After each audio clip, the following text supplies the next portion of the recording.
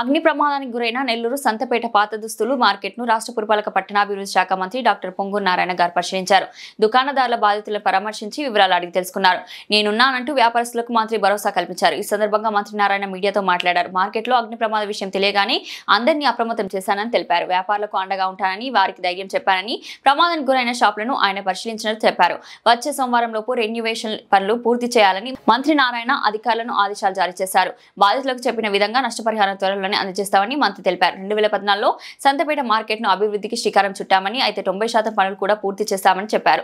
గత ప్రభుత్వం నిర్లక్ష్య ధోరణితో ప్రారంభించలేదని మండిపడ్డారు. మార్కెట్ వ్యాపారస్తులందరికీ ప్రభుత్వం అండగా నిలుస్తుందని భరోసా కల్పించారు. ఈ కార్యక్రమంలో రాష్ట్ర వక్ఫ్ బోర్డు చైర్మన్ అబ్దుల్ అజీజ్, రాష్ట్ర బీసీసీఎల్ ఉపాధ్యక్షుడు ధర్మవరపు సుబ్బారావు, రాష్ట్ర wear housing corporation director కప్పిర Srinivasulu, deputy mayor రూప్ కుమార్ యాదవ్, మాజీ మున్సిపల్ చైర్పర్సన్ తాళపాక అనురాధ, మాజీ జెడ్పీటీసీ విజేతారెడ్డి, నగర అధ్యక్షుడు మామిడాల మధు, నగర మహిళా అధ్యక్షులు కపిర రేవతి, కార్పొరేటర్ డివిజన్ ప్రెసిడెంట్లు, టీడీపీ ముఖ్య నేతలు, నాయకులు తదితరులు పాల్గొన్నారు.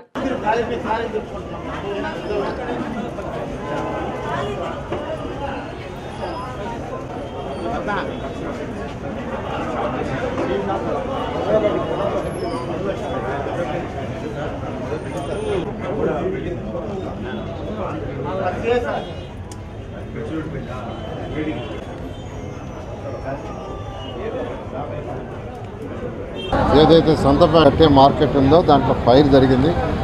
నాకు వెంటనే చెప్పారు. చెప్పిన వెంటనే కపిల శ్రీనివాస్ గారికి యాక్చువల్గా చెప్పాను. వాళ్ళని మనం ఆదుకోవాలా, వాళ్ళకి అనౌన్స్ చేయమని చెప్పాను. వాళ్ళకి అనౌన్స్ చేశారు. ఏదైతే అనౌన్స్ చేశారో దాన్ని ఇమీడియట్గా చేయడం జరుగుతుంది. ఇప్పుడు నేను ఆ షాపులు కూడా చూశాను.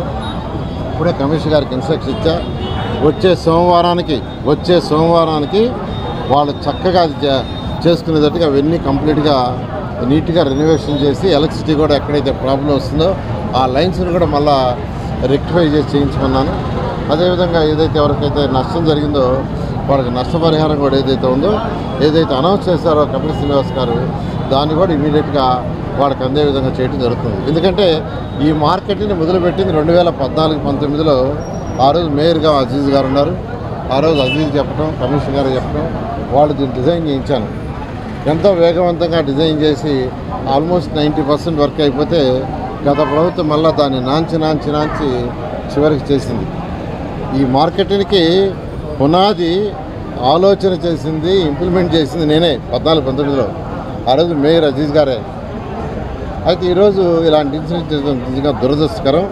అయినా ప్రజలకు ఇబ్బంది జరిగినప్పుడు వాళ్ళని ఆదుకోవాల్సిన బాధ్యత ప్రభుత్వంది.